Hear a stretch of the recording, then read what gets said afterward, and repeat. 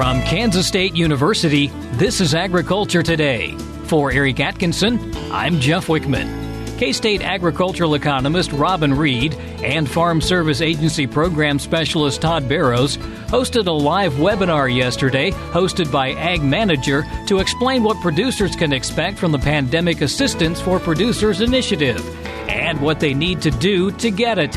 Also today, information on weed management with cover crops from the War Against Weeds podcast, co-hosted by K-State weed science specialist Sarah Lancaster. And in this week's garden segment, Lyon County Extension horticulture agent Travis Carmichael looks at raised bed and container gardening and just how beneficial that can be for people with limited space. It's all just ahead on Agriculture Today over the K-State Radio Network. A social distancing tip.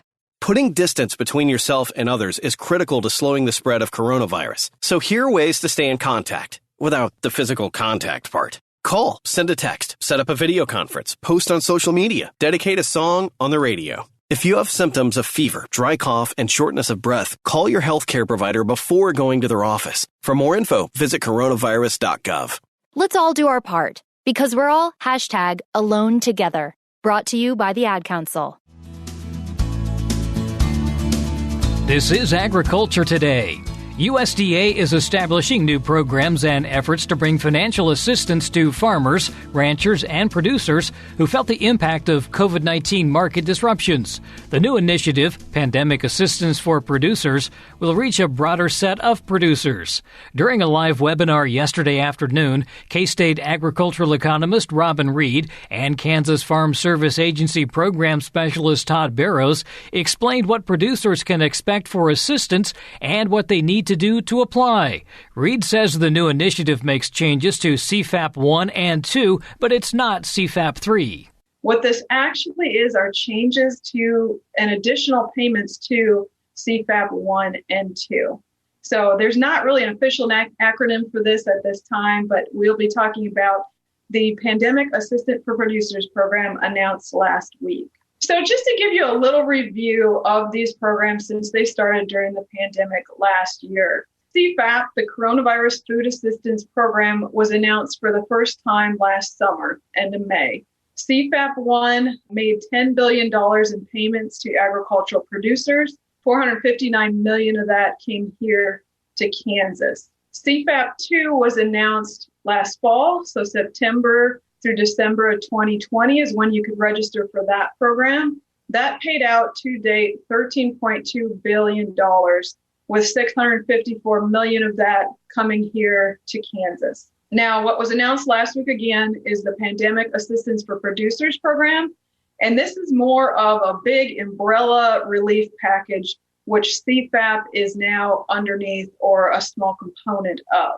Part of these payments were authorized in the last administration by the Consolidated Appropriations Act of 2021, which was passed last December. So we already kind of knew $20 an acre might be coming, but this is the official rollout of that act that was passed back in December. Now, what is this package in its entirety? CFAP 2, as it was originally done last fall, is reopening for 60 days starting April 5th. And this was to reach more small and socially disadvantaged producers, specialty crops and organic producers that just weren't aware last time around, last fall, that they could sign up for this program and it would benefit their operation. The thing that you're probably mostly interested in today is the additional top-up payments. And top-up just means these are additional payments on top of CFAP 1 and 2 that have already happened. So you'll see for these, there's actually no additional sign up. They're just going to be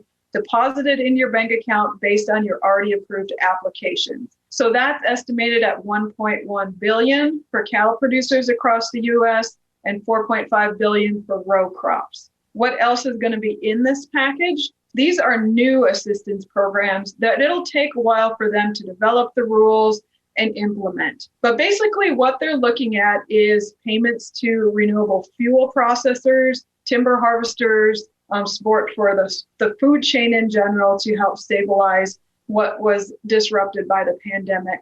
So some things they have listed here that we don't know specifics of yet would be euthanized livestock and poultry, some payments there for producers who had to do that because of the processing plant issues last year.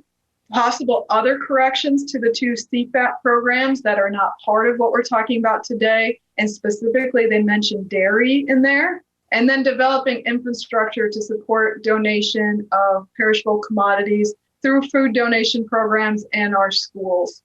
Now let's dive into row crops. We know the payment amount, but how does that actually get applied? So just to recap, because this is important for where this top-up payment applies, CFAP 1, when it was announced last May, was paying based on unpriced inventory of row crops in storage on January 15th. So that one's done and gone. We're not really worried about that one when we're looking at these top-up payments. What it does apply to is CFAP 2. So in CFAP 2, you had planted acres in 2020, which also included your wheat that was planted in 2019, harvested in 2020. So the regular reporting process, you reported your planted acres on your FSA 578, and that was used to make that CFAP 2 payment. Commodities were lumped into two different categories for CFAP 2. The first being price trigger. So any of our commodities that experienced a 5% loss between January and July used a formula payment rate. And that was how much of the crop would be marketed between then and the end of the year, times the crop payment rate, times the producer's APH. So a lot of you for your corn, soybeans, wheat, sorghum had that formula payment rate. And then we had crops in the flat rate category that just got a straight $15 per acre. But just know, again, you really can't make changes. What was on your FSA form and what approved application was for CFAP 2 is what you'll get this top-up payment on. Now, as you heard, $20 an acre is what you're going to get paid. The important thing here, you don't need to apply for this. A top-up payment is just paid on top of an already approved CFAP 2 application. You're going to receive these quite quickly. So by April 10th, you'll start seeing these hitting your bank accounts. A question that we have received quite a bit is who gets the payment if there's a new operator in 2021? It's actually the person on the CFAP 2 application. So it is a payment for last year's crop. So that new operator does not get the payment on the ground. It is the operator from 2020 that receives that payment. Now, going on to livestock, an interesting thing here, while row crops have the top-up payment on CFAP 2, livestock have a top-up payment on CFAP 1. So just to kind of go through what those two CFAP programs were for livestock. CFAP 1 had a payment rate on cattle that were sold between January 15th and April 15th based on the class of cattle. So fed cattle got a lot bigger payment than feeder cattle and so on. Now, anything that was in inventory between April 16th and May 14th got a $33 per head payment. And that was your highest owned inventory that you claimed on CFAP 1. And we got to include breeding stock in this inventory. Contrary to that, CFAP 2 had your highest owned inventory between April 16th and August 31st that you could claim and get that $55 per head on. But this time they did not include breeding stock. So what I want you to focus in on here is this part. This is where the top-up payment will be coming in on the $33 per head animals that you claimed on CFAP 1, which again included breeding stock. Now, this is important as we're going to talk about at the end to payment limitations as well, because your payment limitation would be based on your CFAP 1 application in this case. Now, your new payments to cattle, you might have seen these already. We're going to be getting an additional $7 on our feeder cattle less than 600 pounds, so our calves. Feeder cattle over 600 pounds, $25.50. Fed cattle, $63.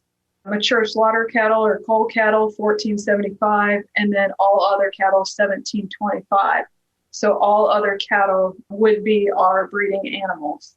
And why they announced these additional payments, we had a lot of producers that were caught, especially in the fed cattle class, where they were holding fat cattle and could not get them through a slaughter facility by April 15th. So instead of those cattle getting a $214 payment, they got a $33 payment. And obviously that is a huge difference for those producers that are holding those fat cattle, have that additional feed expense and also a price decline. So these top-up payments were to help kind of buffer those losses and the difference in the loss levels between the cattle classes. Todd, I'm going to bring you on here for a second.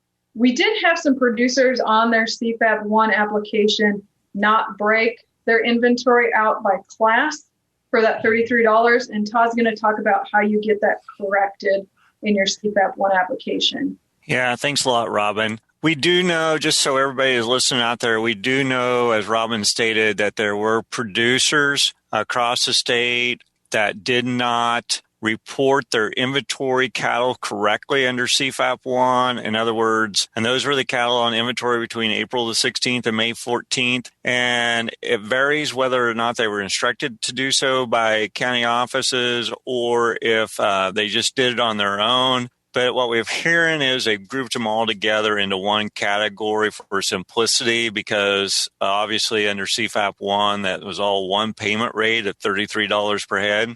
Well, now it makes a difference.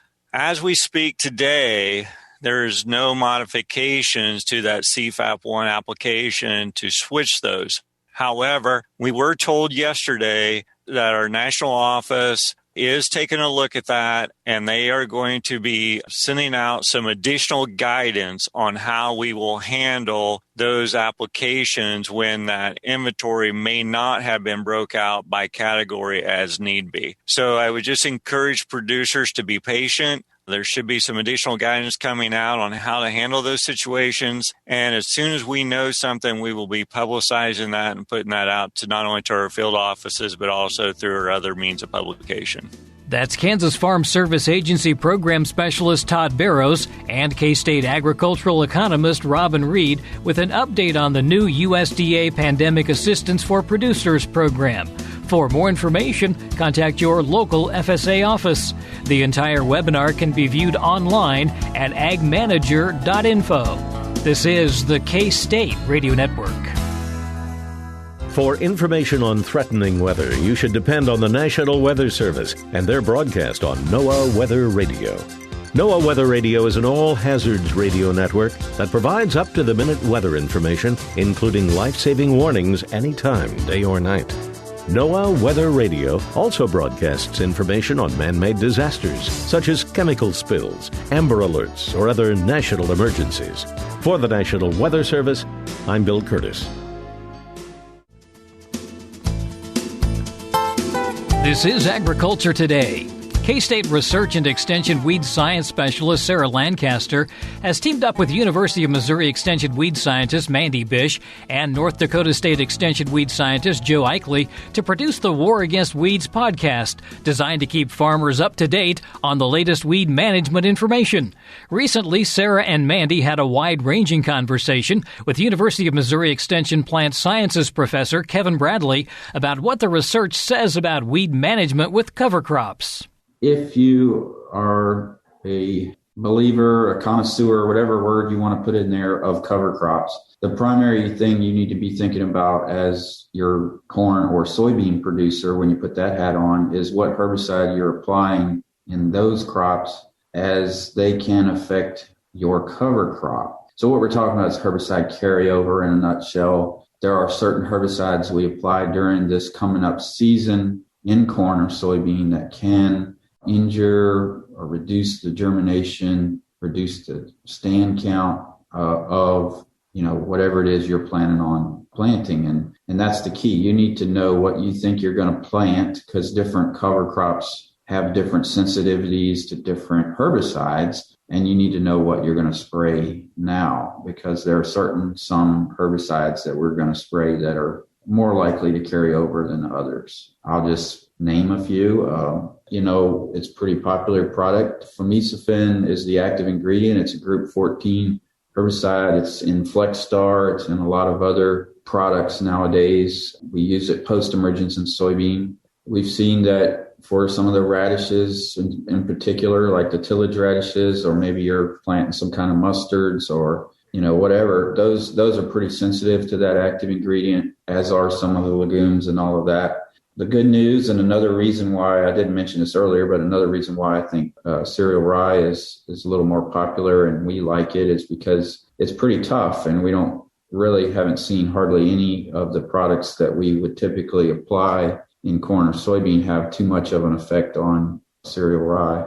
Having said that, some other active ingredients we've seen some problem out of would be like some later applications of acetochlor, some later applications of pyroxasulfone. Those would be like warrant and zidua products. They can have an effect on some of the grasses, particularly ryegrass. But, again, Mandy already said this earlier, but we've got some graphs and rubrics and all kinds of little tables of what we've found on our website. This would be one of those things that is very regional, though. So I would just point you to, because Sarah doesn't get anywhere as much rainfall as what we get here. And so that is huge. Rainfall determines the likelihood of carryover. And so this is one of those things I really would encourage you to go to your geography and see if there's any local regionalized data available. So Joe and I had a conversation on a previous podcast. How important is this carryover really, as long as we can get a stand? What do you think about that? Well, I guess there's some truth to that, but it just depends. We kind of have some data on, and I don't know, Mandy might even know better than me what's on our website, but I know we have the data that we separated out into stand reduction and just visual injury. So in other words, there are some treatments that we've seen that it can just kind of cause some yellowing or maybe even some bleaching, depending on the herbicide that was applied previously, but the stand is not affected. I think it's a little bit dangerous to say as long as we can get a stand, because if your stand is affected, then your whole reason for doing it in the first place is affected, your weed control is affected, and all of that. So I would agree with the fact, though, that there are sometimes, it's very hard to nail this down with what we've done just in our research, but there are sometimes some herbicides that might have been there previously that might just cause your crop to be a little yellow, like the cereal rye or whatever, and it will grow out of it. We just call that kind of transient injury, but it never affected the stand. And so that is important to look at the two types of data if whoever you're getting your data from has actually even looked at that. But I'm a little more strict on if it's causing stand reduction, it's a pretty big deal. So another aspect of this that is an unpopular one, for the person who is planting cereal rye or any other cover crop because they want to graze it or hay it, anything they need to consider about herbicide carryover in that? Yeah, so this is a tough one. So all we can do is say what's on the label and what's legal. And so one of your other considerations, as Mandy rightly just mentioned, is, all of these products have grazing restrictions that are for a certain period of time or haying restrictions. And if you intend to graze your particular cover crop, all of that comes into play is one way of saying it. That herbicide that was applied, now, you have to abide by that grazing restriction for that herbicide. Say you planted wheat or cereal rye or I don't know, whatever. And you intend to go out there and graze it, well, you need to look at that label now. And so that's been a pretty big deal. It's caused a lot of controversy and really kind of some upset growers. And I get it, but it is what it is. The label is the law, and we have to go by that. So it is a consideration for sure. One of the questions that comes up when we talk about species selection, Kevin, is mixes. My answer to the mixed question early on when you said that, if you're talking weed control, it's all about biomass. So the species isn't as important as that. But I wondered if you wanted to talk about numbers of species. I'm pretty simple. So I think it makes life so much simpler if we just plant a solid crop of one thing. But I realize that we have NRCS and maybe even a lot of other cover crop groups that are saying things about how mixes promote soil health and do all these wonderful things. And I'm not here to dispute that because I don't do that research, and I'm not going to say one way or the other. But from a weed science standpoint, once you start adding all these 3, 4, 5-way mixes, then the termination becomes much more complex. Just getting herbicides onto some of those species that are hang down in there lower compared to all of the cereal rye that's going to intercept most of what we're trying to spray, because it's so much taller. And so it just gets way more complex. And then you start talking about, you're going to plant a mix and, that mix is probably not going to be affected from a carryover standpoint by 4 of the species might not be affected. One of them is. And so it might not ever even come up. So there's just a lot of issues. But like you already said, the biomass determines the weed control. Mixes can give us biomass. I'm not going to dispute that. But at the same time, planting a correct, adequate seeding rate of a single species like cereal rye, which is a high biomass, high cellulose containing crop that slowly breaks down, which is all the reasons why it's a great cover crop. It's obviously up to each person to do what they want to do, but it just makes life simpler for sure. And on that note, nobody's asked me, because this is the one thing I do want to say, and this is another controversial issue. You're not going to find too many weed scientists that are real crazy about ryegrass. So ryegrass is a lowlium species, and I still struggle with this with the growers in my state. Maybe nobody else does, but I hear this all the time, and it just makes the hair on the back of my neck stand up. And it's basically the way there's so many names for cereal rye and ryegrass. They're almost used interchangeably, where I've seen people call rye, just that's what they called it, rye. And I looked at the bag of what they purchased, and it's ryegrass. So ryegrass is a lowlium species. Cical cereal is cereal rye. It's not a lowlium species. It is almost like a wheat lookalike, kind of, sort of. But as you all know, it is much taller and just much different in a lot of ways. But ryegrass is kind of got this shiny, narrow foliage, real shiny, green, narrow foliage, and only is usually going to get maybe, thigh high, maybe, or something like that. Ryegrass, that genus, is one of the worst weed species in the world. The lowlium genus. It's what we've had so much problem with in Australia. Even now in Tennessee, I think if you talk to Dr. Steckel down there, he would say it approaching just as bad as Palmer amaranth is the lowlium that they have right now with resistance. Missouri, we have resistant ryegrass in wheat, and I have people that call me every spring about trouble burning down ryegrass, just didn't do it right and all of that. So it's a much more complicated, tough species to kill and terminate, and we do have a history of resistance with it. So this gets me in trouble with any of the cover crop people and all of that. And I'm not trying to tell you can't plant it and all that. And, I just think there's a whole lot of other options available that we don't need to go down that road. Thanks for your time today, Kevin. For anyone who'd like more information, you should always check with your state to see if there is information, given it's such a regional topic. We do have some termination information and other research at weedscience.missouri.edu under slideshows with cover crops. There are some take action fact sheets that are being developed and should be ready before the fall. And growiwm.org is another regional effort that was supported by USDA. That's growiwm.org. That's Mandy Bash, a co-host of War Against Weeds, along with K-State Research and Extension Weed Science Specialist Sarah Lancaster. They spoke with Kevin Bradley, a professor of plant sciences for the University of Missouri Extension. The podcast War Against Weeds can be found at waragainstweeds.libsyn.com. This is Agriculture Today from the K-State Radio Network. Have you ever thought about where your food comes from? If you're thinking the grocery store, think again.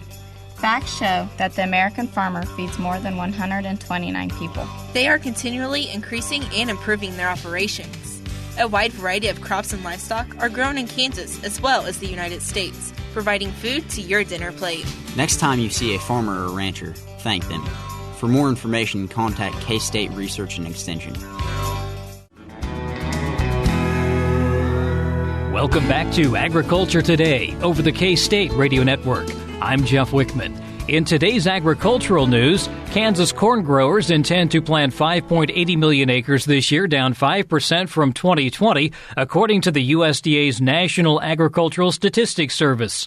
Soybean planted acreage expected to be 4.70 million acres, down 1% from last year. Winter wheat acres seeded in the fall of 2020, estimated at 7.30 million, up 11% from last year. Sorghum growers in Kansas intend to plant 3.60 million acres, up 20% from a year ago. All hay acreage to be harvested is expected to total 2.55 million acres. That's down 2% from last year's acreage. Sunflower producers expect to plant 62,000 acres, down 15% from 2020. Oil varieties account for 44,000 acres, down 19% from a year ago. Non-oil varieties made up the balance of 18,000 acres, down 5%. Oat intentions are estimated at 110,000 acres, down 21% from last year. Canola planted acreage is expected to be 8,000 acres, up 60% from 2020. Barley area planted is expected to be 12,000 acres, down 25% from last year. Cotton producers expect to plant 190,000 acres. That's down 3% from a year ago. What are some of the priorities for USDA's new Farm Service Agency Administrator? Stephanie Ho has the story. Zach Ducheneau is USDA's first Native American Farm Service Agency Administrator. I am a member of the Cheyenne River Sioux Tribe. We're located within South Dakota. And I grew up on a cattle and quarter horse operation. He has extensive experience for some important parts of the job. I come to the position very well versed in the farm loan program side, as a lot of the work that I did with my former employer, the Intertribal Agriculture Council, centered around assisting producers with farm loan program applications, financing, refinancing their operation. At the same time, he has marginal experience participating in the farm program side of the shop because most of the agriculture production in Indian country is livestock based. So he says, really looking forward to learning more about the program side and engaging with the stakeholder groups to bring their perspective to the initiatives that the administration has put out there. Climate smart agriculture, equity in all of our programs,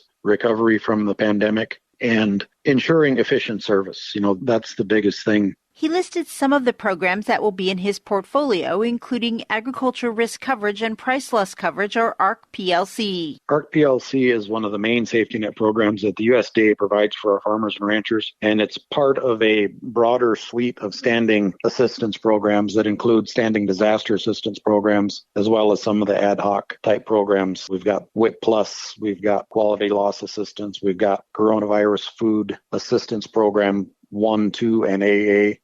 All of those programs are available for our producers. He urged producers around the country to keep in touch with USDA. It's important to maintain that connection with your county office to stay abreast of what's developing, and check on farmers.gov or fsa.usda.gov for the latest news. Meanwhile, customer service will be one of his priorities. It's been my experience that a timely and effectively delivered response, whether it's for you or against you, is appreciated. The delay that happens sometimes really puts the stress on the producer that they don't need. And he adds that he hopes he can do something to alleviate that stress. My vision of where the FSA can go in the future is where we help mitigate that stress for producers by the way we offer our services. Again, prior to coming to USDA, Ducheneau headed the Intertribal Agriculture Council, the largest Native American agricultural organization in the country. The council represents all federally recognized tribes and serves 80,000 Native American producers. I think who I am specifically is less important than what I am. I'm a Native American producer that has been offered the opportunity to lead an agency that just 20 years ago was defending a class action lawsuit from Native American producers and black farmers. This is Stephanie Ho for the U.S. Department of Agriculture in Washington, D.C. In this week's Kansas Soybean Update, we learn more about National Soy Foods Month, which kicks off today. Charlene Patton is joining us, consumer media specialist with the Kansas Soybean Commission. And Charlene, as we come up to the month of April, we of course celebrate that as National Soy Foods Month. It's a great opportunity, Greg, for the Kansas Soybean Commission to recognize our soybean farmers across the state of Kansas, and also to recognize to consumers the many benefits of soy and the many soy foods that we have available in the grocery store. We often think of soy beverage probably as one of the most popular soy food items, but we have edamame, we have soy nuts, we have soy flour, we have black soybeans, we have the yellow soybeans that are available in the canned section of the grocery store. Many, many choices besides, and I didn't mention tofu.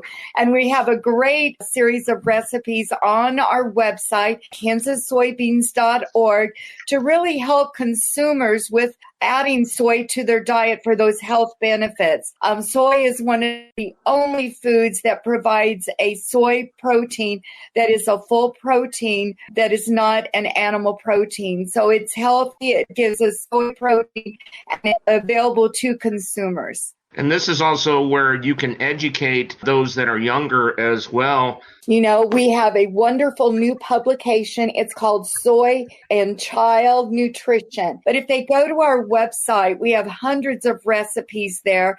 And as you mentioned, with children, we have a children's recipe section.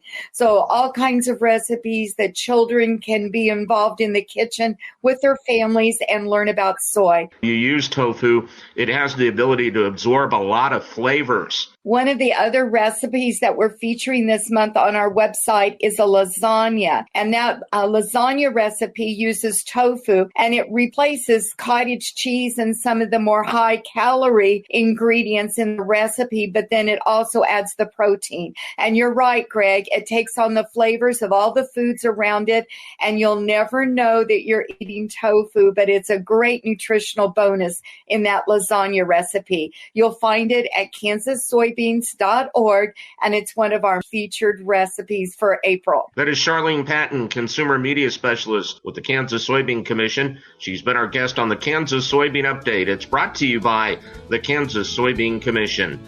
And that's a look at today's agricultural news. Agriculture Today is back after the break with this week's Lawn and Garden segment with Lyon County Extension horticulture agent Travis Carmichael. This is the K-State Radio Network.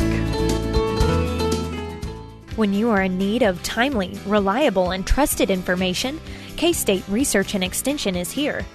Whether it's organizing people, information, or resources, they have the necessary tools. Community comes first for K-State Research and Extension. For more information and to connect with your county's extension agents, visit www.ksre.k-state.edu. You're listening to Agriculture Today over the K-State Radio Network. In this week's Lawn and Garden segment, we take a closer look at what has become a popular gardening practice, raised bed and container gardening. Raised bed gardens offer several advantages over conventional gardening plots and still provide plenty of options for plantings. Travis Carmichael, the K-State Research and Extension horticulture agent for Lyon County, is going to discuss this topic in depth next week online as part of a new extension gardening series. He joins us now to cover some of the basics of raised bed and container gardening. Travis, as part of the K-State Garden Hour on April 7th, you'll be talking about raised bed gardening and container gardening, and really what we're talking about here is just kind of a size and space issue.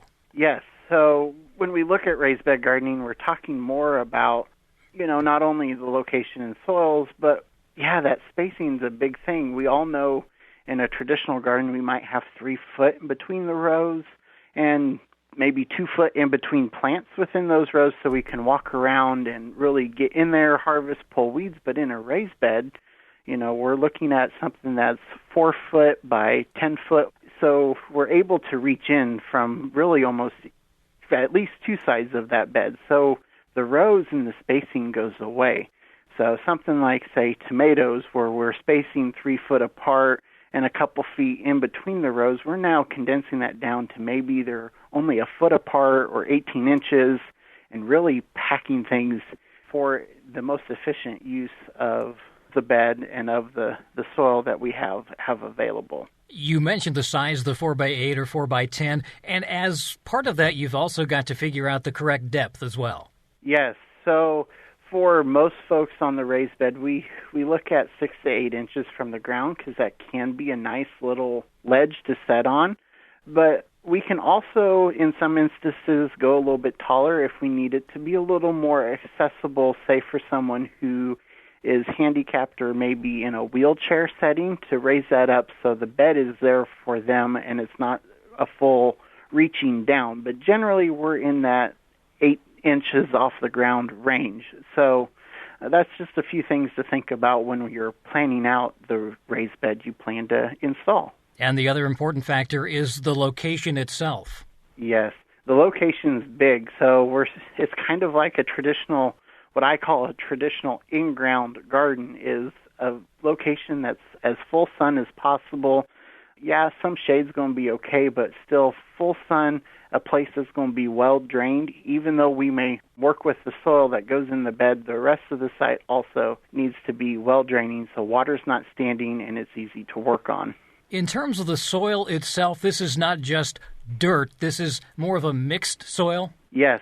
So we can use what I call our native soil, which is what would be around the area you're planting, but we can take this opportunity to make the soil even better. We can really mix it quite well with organic matter or compost to help loosen it up. It's a good time to have a soil test done to know if the pH needs to be adjusted, if we're maybe lacking in some nutrients, and really ramp up that soil to where it's the best it can be. So this tends, for some folks who have bad soil, this is an opportunity to bring in good soil for them to let their vegetable gardens kind of hopefully flourish and take off. And if Mother Nature lets us down, is this something that may require a little bit more water than a standard garden? Oh, yes. Even if Mother Nature does let us down, it does require a little bit more watering in general, just because we now have basically 5 sides exposed to the air. So we're going to check it a little bit more for watering than we would, and we're going to put probably a little bit more water down just to help it make it to that next watering cycle.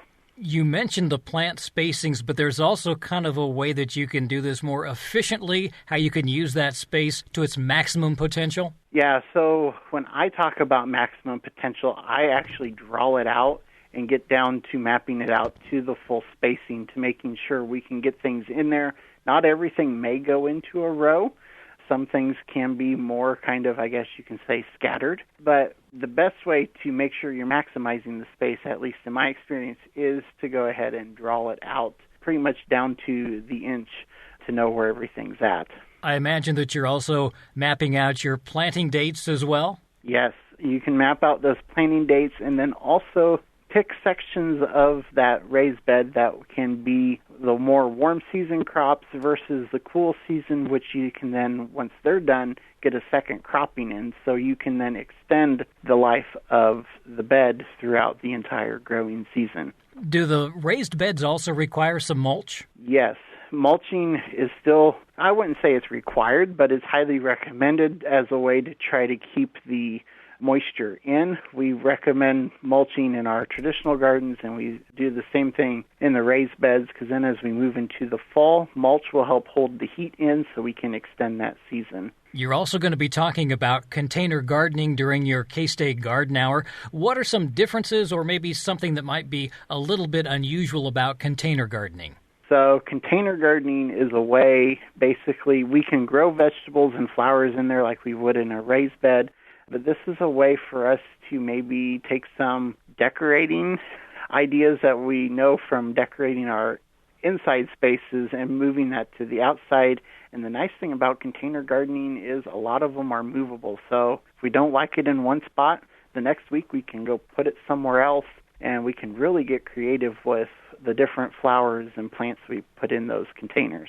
This is something that might be more suitable for someone who has a small patio or lives in an apartment complex? Most definitely, yes. So apartment complex, patios, I even put out there places that the landlord won't let them dig into the soil or put a permanent structure like a raised bed, container gardening works great for them. It's also a great way to get kids involved if they're kind of getting the itch to garden. This is a great way to see if they will take off instead of putting in a full-scale garden and then be left to have to try to take care of it throughout the entire season. All the horticulturists tell me that tomatoes are the number one crop in Kansas, so I imagine that container gardening would be well suited for that. Yes, we can do a lot of growing of tomatoes in containers. And as you mentioned, they're one of the number one crops being grown, but we can do so much with container gardens. It just doesn't have to be tomatoes. We can grow some peppers. We can even put herbs in there and have kind of an instant garden or a salad garden ready to go at a moment's notice once things are grown and ready for us to harvest. That's Travis Carmichael, the K-State Research and Extension Horticulture Agent for Lyon County. He'll go into greater detail next Wednesday as part of the K-State Garden Hour series. A link for that series can be found on the K-State Horticulture and Natural Resources website, hnr.k-state.edu. And that'll do it for this edition of Agriculture Today. This is the K-State Radio Network.